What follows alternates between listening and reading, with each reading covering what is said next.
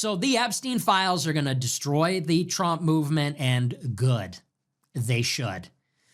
The Trump movement deserves to be destroyed, and something else needs to be born from it. Something else needs to grow in its place. Something stronger, tougher, harder, more severe. And it's not JD Vance, I'll tell you that much. All right, so I'm back at it. Welcome to the channel. If you are new, this is my second Nick Fuentes reaction video from one of his recent uploads. And in this video, as you can tell by the title, he's going to be talking about his good old buddy JD Vance again. And if you had to ask me, I would argue that he hates JD Vance more than he hates Donald Trump at this point, because he be banging on JD Vance so bad. He bang on Trump a lot too, but he really bangs on JD Vance, especially when he calls him fat and talks about his wife. Now, I don't agree with the insult to his wife. She don't have nothing to do with the situation. I think she's pregnant with their 4th child, so I will never attack somebody's family that has nothing to do with them as far as their career, right? JD Vance chose to get into politics. You can critique JD Vance all you want, and that's fair. He's fair game, but to attack his wife and kids, that's a little bit extreme. But I do need to react to this video because it has a lot more substance to it than just simply talking about JD Vance. He says a couple of things that I agree with once again, and I'll react to it once we get to that point. By the way, where's our good pal JD Vance on the files? Here, let me tell you the most important question to ask in the next 3 years. Where is JD Vance on the Epstein files? You know, because everybody keeps telling me that JD Vance is the real deal. Everybody keeps telling me, no, I've talked to him and he's legit. No, I trust him. No, I think he's good. You know, I think he's the real deal.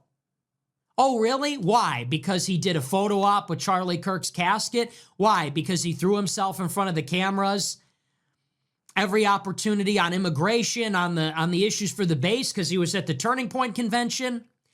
Where is JD Vance, the whisperer to the base? Where is he on the Epstein files? He's pulling up Bronze Age pervert GPT to try to find the base thing to say about this, isn't he? Like everything else, he's trying to go to the AI model that was trained on BAP and Raw Egg Nationalist that was funded by Peter Thiel, and he's trying to find the LLM that's going to tell him what to say about the files. Where is it? It's not in Palladium. Where is it? Where's my hot take? Where's my hot take for the base chuds on the Epstein files? I'm not getting it. It's not coming up. Where is fat chud JD Vance that just wants to drink Code Red and play Halo with you on this one? Is he going to prosecute Les Wexner? Is he going to speak out against Howard Lutnick? Is he going to push the DOJ for accountability, or is he going to defer to President Trump on this one, like he does with everything? This fucking idiot. So I'm telling you, this Epstein thing, this is the albatross.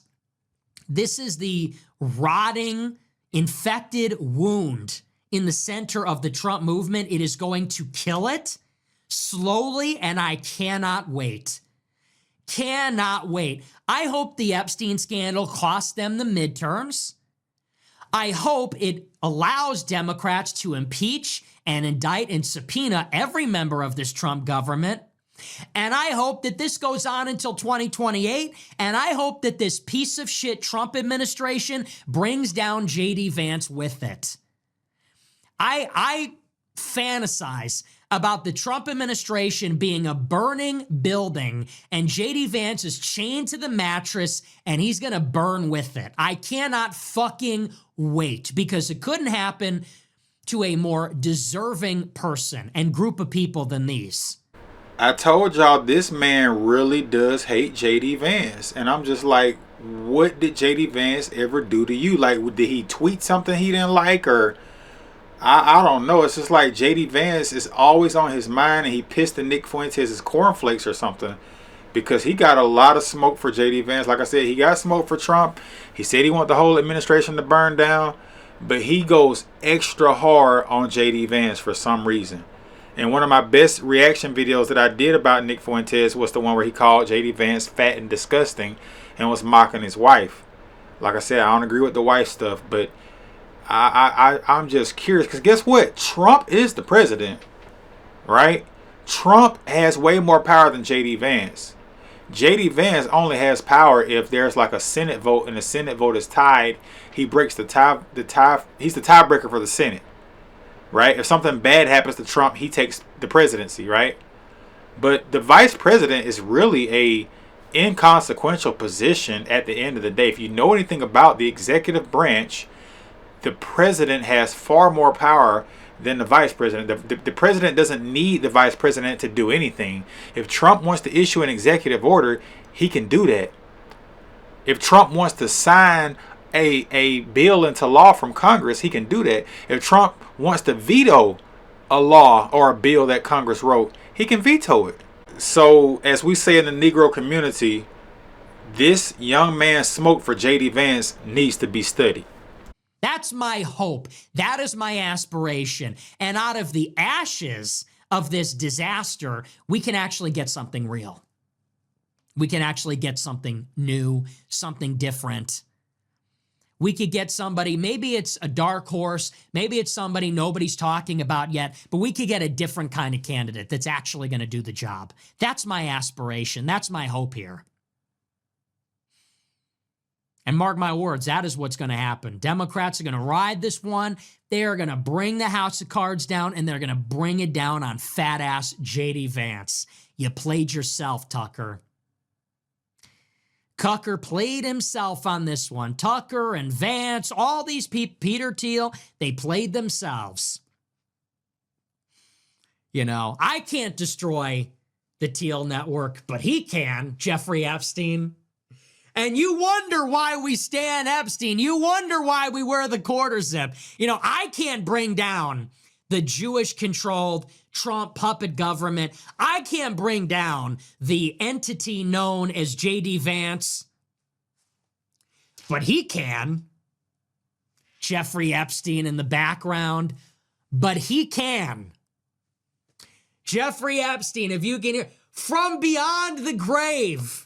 From beyond the grave, Jeffrey Epstein is going to bring down the Trump edifice, and the roof will cave in on top of J.D. Vance and that whole fake bullshit thing they're trying to foist upon us. It's perfect. It's poetic. I'm here for it. And you know what? Here's the best part. It doesn't even need to be this way. At any time, they could reverse this. Don't you realize that? At any point in time, the Trump administration could reverse this, and they could have a golden age. Despite me being very critical of Nick Fuentes, more times than not, what he's about to say is one of the most beautiful things he's ever said. I don't think anybody on the MAGA train would disagree with what he's about to say. I really wish we could do this. The question is, do we have the stomach? Do you have the stomach? Do we have the stomach to make Trump and this administration do the right thing? Even though it's going to be difficult, if they would just do this, what Nick Fuentes is about to advocate for, the Republicans would be in great shape during the midterms and 2028. How? Fire Howard Lutnick. Indict Les Wexner. Release the files. Feed these people to the sharks, not yourself. If Trump were smart, he would feed them to the wolves instead of going down with the ship. It doesn't have to be this way. If Trump unredacted all the files, if he came out on True Social tomorrow and said, you know what, enough bullshit, Pam Bondi, release every file, unredact everything, we'll indict everybody, we'll fire anybody that's named in there, the approval would flip overnight. Overnight. Trump's approval with 18 to 29s would soar. Favorability would soar. Job approval would soar. Overnight, it would be corrected and he would be seen as a hero. All he has to do, cut the foreign aid to Israel, call up Netanyahu and say, we are standing with Iran. We are standing with our other allies. Turkey, Egypt, Emirates, Qatar, Pakistan, Oman, and soon to be Iran. We are not bombing them. We're not doing another Middle Eastern war. As a matter of fact, we're doing regime change in Israel. Now, he had me up until the point where he said we're standing with Iran and we're going to do regime change in Israel. We know damn well neither one of those two things will happen under this administration. And we know the first stuff he said is not going to happen either, because we know who occupies our government. But if he were to flip the tables and say, okay, we're done, we're going to release the files unredacted, we're going to start locking people up, we're going to start sending people to prison, we're going to start prosecuting these people that's in these Epstein files, it would be a game changer. 2026 would be a lock. 2028, get that economy cracking the way it's supposed to be, get affordability right, and the rest is history. That's all we got to do. But for some strange reason, it ain't going to get done. When is Israel going to hold the new election? And when are you actually going to see justice? We'll stand behind our European allies, France, UK, Portugal, Spain, Ireland, Germany, Italy, calling for accountability for Israel. Trump did those two things, he would cement his legacy as one of the great presidents of all time. He would be the people's champion. He would be America first. He could do it. He's the president of the United States. And the next move, you do all that, you get enough political capital, you get rid of the filibuster rule, you do the nuclear option, you get rid of the filibuster, and then you jam through voting reform. You jam through nationwide voter ID, and Republicans never lose an election again. You jam through mandatory E-Verify. You deport 5 million illegals in 4 years. Like, it could be done. You're the president. You are the president. You have the power. You're in the chair. You're in the office. But they won't. These are the two realities that we could inhabit. Either one, Trump goes down with world Jewry, he goes down with the ship, he goes down with Israel and Les Wexner and Jeff Epstein and Howard Lutnick and this sick shit, or he could do the right thing. And maybe that's idealistic and maybe that's naive. But you're the president. You could take a stand. You could hunker down in the White House. You could get your Secret Service and you can make it a fortress and you can lean in. And that, ladies and gentlemen, it's really that simple. And it's really not that, well, it is difficult if you're Donald Trump because he's in the pockets of these very rich, very powerful Jewish donors. And they are all throughout. They've permeated all the way through the deep state, the banks. My God, the average American just doesn't understand how deep it goes. And this Epstein situation is a prime example of just the immense power that they have. But if you look on the other side of your screen, you have leftists, whether these are organic. Some of these protests are organic. It's not all paid for by George Soros and whoever. Some of these leftists really do believe in what they're fighting for. Everything is not a paid op. Why doesn't the MAGA nation, why aren't the people that voted for Trump not willing to lay it all down? Now, I ain't saying we got to do the January 6th type of situation all over again. That was a setup. If you know, you know. January 6th was a setup. But bro, we could literally be out there. We could go to Washington. We can have nationwide protests every day until the Trump administration says, you know what? Legacy matters. Legacy matters. The American people are really upset. They're in power right now. And the election is over. But we're going to have more elections. We're going to have 2026. We're going to have 2028. We're going to have 2030, 2032, so forth and so forth. Do we really want the Democrats to get back in power? Because you know what they're going to do when they get back in power. Censorship is coming back with a vengeance. People from the Trump administration are going to prison. They're going to probably try to lock Trump up. Right? It's going to be a lot of stuff that comes down the pipe. if the Democrats take power in 2028. 2026, they won't be able to do nothing but impeach him if they win the House. No big deal. But 2028, let a radical Democrat get in power. Oh, it's going down. It's going all the way down. So I don't believe that the Republican base is mad enough. I don't believe we're fighting hard enough. And I'm not even going to sit here and not include myself in that, because I haven't done any protesting either. And protesting ain't the end all be all, but man, it's more ways that we can show we upset than just sitting on the internet talking about it and making videos about it.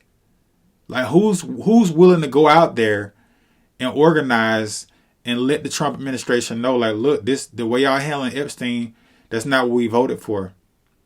These weak deportation numbers, that's not what we voting for. That's not what we voted for, excuse me. These crazy prices, this inflation, that's not what we voted for. And we're willing to give you a chance, but you done had over a year in the direction you going. It's not like he's going in the right direction. He's going in the wrong direction. That's the problem. So I gotta agree with Nick Fuentes 100% on this particular clip, because it could be an alternate reality. It could be a better situation unfolding for the American people. But because Trump is so compromised, because they got him in his pocket, they got Trump in their back pocket, this is what we're getting. And mark my words, that bombing that we did in Iran last summer, that ain't the only time. We might very well see Iran get bombed again on behalf of the United States of America. Maybe in the next couple of months, maybe even in the next couple of weeks, depending on how far along they are when it comes to being prepared. And it's going to probably be a more intense campaign than what we saw in the summer. They got in and got out in the summer, and they want to take down Ayatollah Khamenei and their current regime. You ain't finna just go up in Iran the way you went into Venezuela. It's a whole different ball game. Whole different ball game. But I ain't gonna make this video too long. I just wanted to react to that clip about Nick Fuentes and Vance and the current state of the administration. Such a shame. So much potential. So much potential going to waste.